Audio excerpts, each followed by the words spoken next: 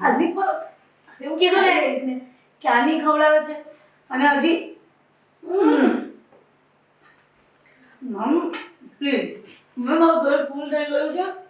please મારથી નહીં ખવાય એક શું આટલા ટાઈમનું બધું ભેગું ખવડાવી દેશે તું મને હવે તું આ તો ગ્લાસ હજી બાકી છે મમ્મી પણ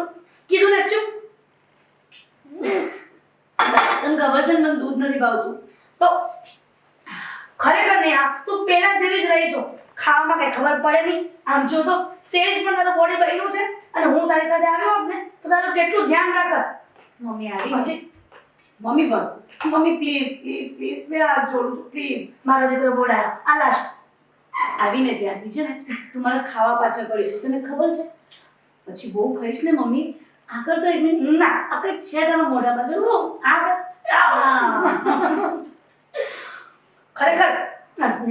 તું પેલા જેવી છો નટકર મને એમ હતું કે મારી દીકરી મોટી થશે ને તો ડાય થઈ જશે આ તો ફોરેનની ધરતી પર જઈને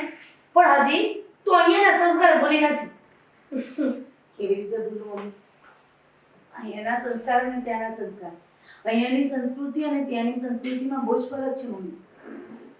અહીંયા લાગણી છે પ્રેમ છે એકબીજા માટે માન સન્માન છે અને ત્યાં તો મમ્મી કોઈ કોઈને પૂછતું પણ નથી બસ કામ કામ ને કામ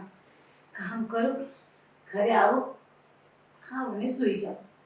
કોઈની સાથે વાત કરવાનો પણ સમય નથી રહેતો મમ્મી સાચું કહું ને તો ઘણીવાર એવું થાય કે કોઈ બીજા જ ગ્રહ ઉપર હું આવી ગઈ છું શું કરું તમે બધા તો દૂર હોવા છતાં પણ મારી સાથે હોવ છો એટલે થોડું મનને મનાવીને રહી લઉં છું સાચું કહું બહુ મિસ કરતી હોઉં છું મમ્મી અને આ અહીંયાની હવામાં છે ને મમ્મી જાદુ છે અહીંયા આવીએ ને એટલે આપણાપણું લાગે પોતાનાપણું લાગે આપણને અને ત્યાં ત્યાં તો જાણતા હોય ને તો પણ અજાણા લાગે આપણને નેહા તું જોતામાં ક્યારે મોટી થઈ ગઈ અને ક્યારે વિદેશ જતી રહી ને એ જ ખબર ન પડી આ 3 વર્ષ તો તને ખબર છે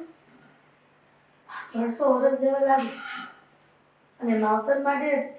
સંતાનમાં દીકરી હોય કે દીકરો તો બધાના માટે પ્રેમ સરખો હોય છે તને ખબર છે દિવાળી વખતે આપણે ગામડે જતા અને કેવી મોજ મસ્તી કરતા એક સાથે બધા બેસીને અને તું સાગર અને દામિની આખા ફળિયામાં કેટલા કૂદકા મારતા ત્યારે હું કહેતી હતી ને કે હવે તમે નાના નથી બસ ત્યાં જઈએ ને એ સ્મૃતિ હંમેશા આંખની આગળ આવતી હોય છે અને તને ખબર છે મમ્મી અમે નાના હતા ને દિવાળી પર જ્યારે બધી પૂરી ને ભજીયા બનાવતા તો અમે લોકો ચાદર લઈને ચાદરની અંદર 3 જણા સંતાઈ જતા અને હું શું કરતી ખબર છે જે પહેલા ખાઈ જશે ને એને એ વસ્તુ આપી દેવાની હું બધું ખાઈ જતી અને એ 2 જણાની વસ્તુ લઈને હું ખાઈ જતી અને એકવાર આ ખેતરો પેલું દાદરનું ઉપયોગ થાય ને એ 3 લઈને ક્યાં દોડતા હતા એકબીજા અને એ સમય વાગી ગયું હોત તો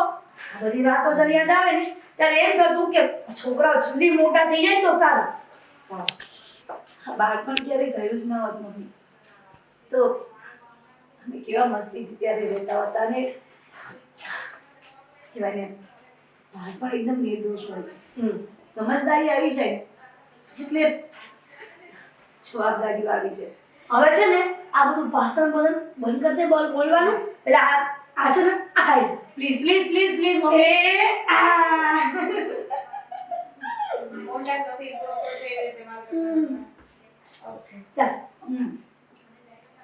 ચાલ તો આપણે રસોડામાં ચાલ